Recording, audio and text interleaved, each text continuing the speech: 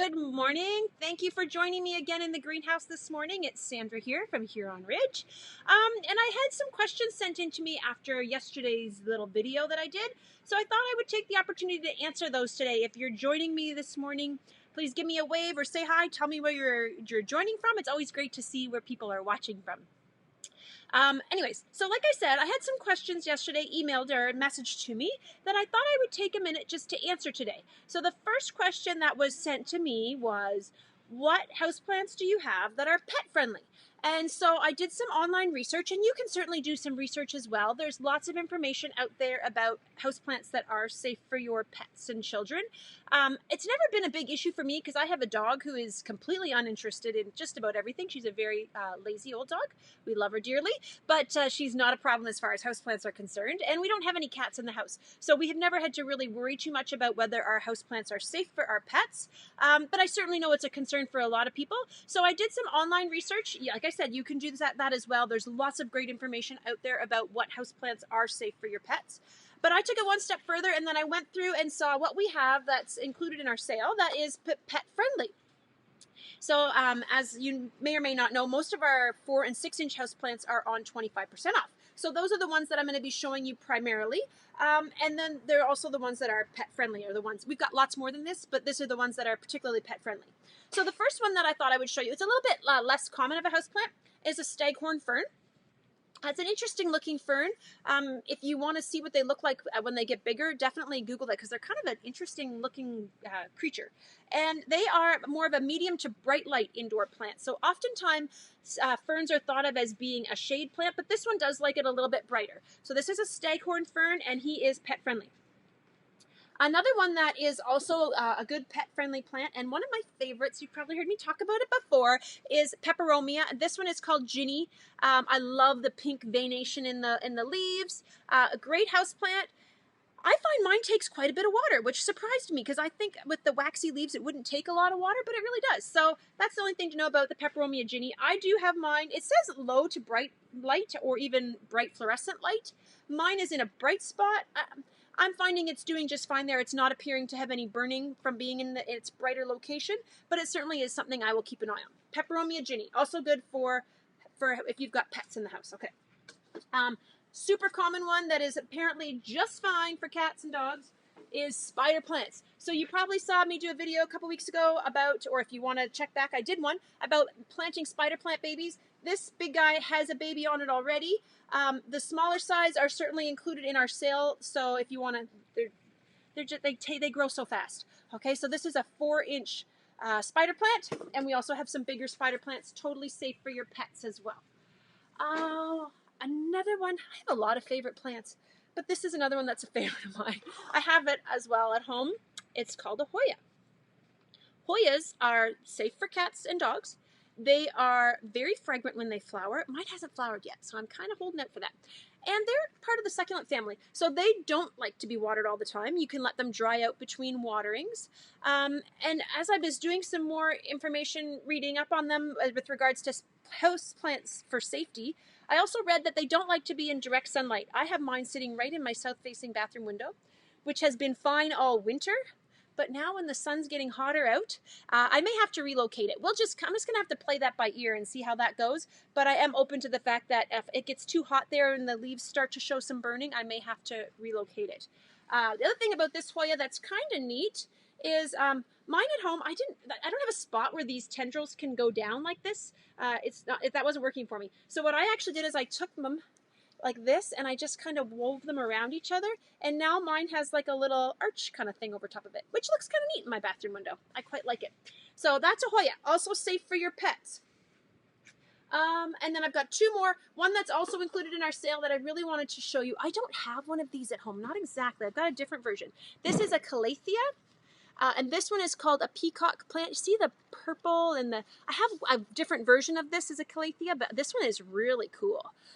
Really nice coloring, and is also safe for your pets. I just wanted to point out something as well. See this one has a bit of damage on that one leaf. That's totally fine. It's going to happen. Plants are living things. They're not always going to be perfect. And I would do if I took this to my house is I would just trim that discolored dead part off. It's not going to come back no matter what you do. Once that part of the leaf is gone, it's gone. So it's not going to hurt it to trim it off. It's also not going to hurt to leave it. It's just maybe not going to look quite as aesthetically pretty as what you want it to. But there's no harm in trimming that off if you need to. Like I said before, all of the plants I've shown you are part of our sale plants, so that's one thing to consider. The other thing I thought I will just show you, because I was talking about plant safety with your pets. Another one that is safe is these Erica palms. So Erica palms are a bigger house plant, and they can also transition to be out on your patio in the summertime if you want a bit of a tropical feel in your backyard. So Erica palms are great. They will grow taller than this. These are just getting going, so they will get taller throughout the summer. But that's another great option for you, and again, pet safe. So there you go. Now the second part of what I was going to do my video about today is replanting house plants, because I had somebody send me a message about that. So how do you know it's time to replant your house plant? First of all, you're going to do some research to find out what your plant likes. So spider plants are one that have to get upsized a lot, so I picked out some to show you. This spider plant is starting to have its roots come out the bottom. You're starting to see buckling in the side of the pot. That's a good indication that it needs to be upsized. Spider plants grow really, really fast, can be upsized often. No problem there. But like I said, do your homework, because a Hoya likes to be a little more snuggly in its pot. If you upsize it too quickly or too big, it's not going to do as well. It likes to be a little more, yeah, like I said, I call it snuggly. Almost like root bound, but not quite. So if you're going to upsize a Hoya, you definitely don't want to go any bigger than one pot size bigger, okay? These are a new line of pots that we got in this year. They're kind of an economy line for house plants. They're plastic. They're made in Italy. And the really nice part, how we differentiate a houseplant pot from an outdoor pot is quite simply holes in the bottom. If you put a pot outside in the summertime and you get a heavy rain and there's no holes in the bottom, it's not good. You have to make sure that you pop holes in plastic pots that are going to be outside. These pots can be either or. So they come with a solid bottom in them, but there are clear markings on the bottom there where if you put a screwdriver or something fairly pointy and give it a little tap, that'll pop out. And then you could use it as an outdoor pot as well. So, like I said, Hoya likes to be a little more snuggly. You're not going to upsize it more than one. Most plants are like that. They'll do better if you only upsize them one time. I made a mistake. Well, it's not at the end of the world, but I did upsize my Sansevieria probably 2 years ago. Quite a few pot sizes, because I had a pot I really liked and I wanted to put it in the bigger pot. So it's fine, but it didn't fill in near as fast as I thought it might, and it probably would have done better if I'd have gradually put it into that bigger pot, but I was a bit rammy. And so now I just have to be patient. I guess that's the lesson. Anyway, so like I said, Hoyas, you just want to go one size bigger, but something like a spider plant that grows so fast, you can instead of just going one size bigger, I would say you can for sure go to the second size. So like I said, these pots that we have are in many different sizes. You'll see them in our containers website, and we actually put them on sale as well because we thought you might be wanting to upsize some of your house plants this spring. Spider plants, I'm going to go up 2 sizes. There are lots. There's like 5 or 6 different sizes, so you can really, the measurements are on the website. So measure what pot you're transplanting out of and then look at what you want to go into. Hopefully that makes sense. We also do have smaller bags of topsoil. When you go to replant your houseplants, you need to use good quality potting soil. Please don't go take a shovel of dirt out of your side flower bed and put that in your house. It's just not going to go well. They need to have a lighter mixture of earth. We do have some smaller bags if you want to just buy enough to do your house plants. You can buy a big bag. It's not going to go bad. But again, make sure you're buying a good quality potting soil that is meant for containers. Not black earth topsoil. It needs to be something lighter than that, okay? So soil is going to be a big component about the health of your plants. So when you go to replant your spider plant, I have a bulk bin of soil at the greenhouse, so I didn't bother to open a bag because I thought that's kind of silly. So I just got my bulk bin, and I'm going to fill up my pot probably 3/4 of the way, maybe even a little bit more. I don't want the soil to be right to the top because I don't want it to run over top when I'm watering. That being said, this is such light soil that it does kind of compact down a little bit and you water it in. And the other thing I would tell you is you don't want to bury your plant, okay? So if this is the top of the soil here, you want to make sure that that's level with the top of the new planting, okay? And all I do is just give it a little squish. Now, like I said, spider plants grow really fast. So probably with this, you can see those roots. They're really kind of chunked in there together. I'm just going to gently pull that apart, give those roots some separation so that they can kind of go into the new areas of the pot. And I'm just going to dig a little hole in there. I'm going to pop that in there just like that. And I can maybe fill in a little bit more soil around, but I don't want it, like I said, I don't want it to run over when I'm watering. Generally with houseplants, I tend to make sure there's at least ½ an inch of pot that doesn't have soil in it. Otherwise you water it and the water goes everywhere. You got a big mess in your house. So just like that, your houseplant is repotted and ready to take its spot back in your home.